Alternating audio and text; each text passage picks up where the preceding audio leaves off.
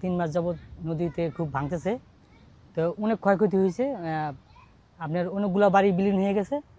তো এখন আপনার যে এই সরকার এই পর্যন্ত সহযোগিতা এখানে কিছু করে না, কিছু কিছু কোম্পানি আর কি, ওই যে কিছু ব্রাক এজেন্সি এগুলা কিছু সহযোগিতা করছে, ওই কিছু চাল ডাল আর কি, ওই কিছু টিন মানে খুব সামান্য মানে বিতরণ করছে, কিন্তু সরকারের মাধ্যমে আমরা এখানে কিছু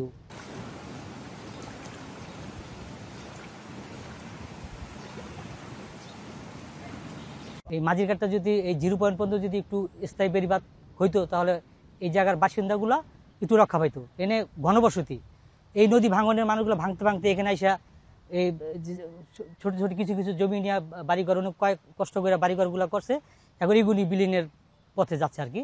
তো সরকার দ্রুত যদি এই জায়গাটা যদি এই মাঝিঘাটটা যদি এই 0 পয়েন্ট থেকে এই যে সর্দার সেতু পর্যন্ত যদি বেড়িবাঁধটা স্থায়ী বেড়িবাঁধ হয়, তাহলে এই এলাকা এই অঞ্চলের লোকগুলো একটু খুব রক্ষা পাবে।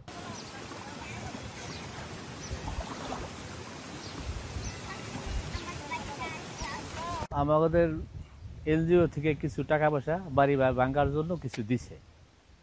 আর মূল চাওয়া হলো যে আমাদের এখানে স্থায়ী একটা বেড়িবাঁধ হলে আমাদের ইনশাল্লাহ আমাকে উপকার হইতো।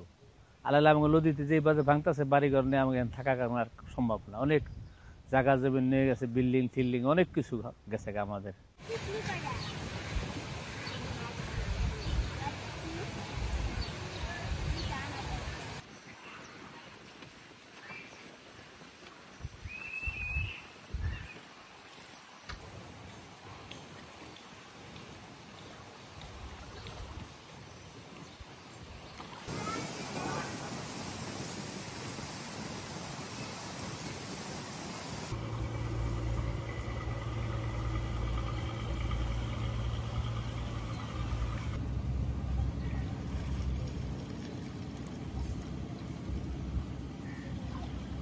Jelajahi cara baru mendapatkan informasi.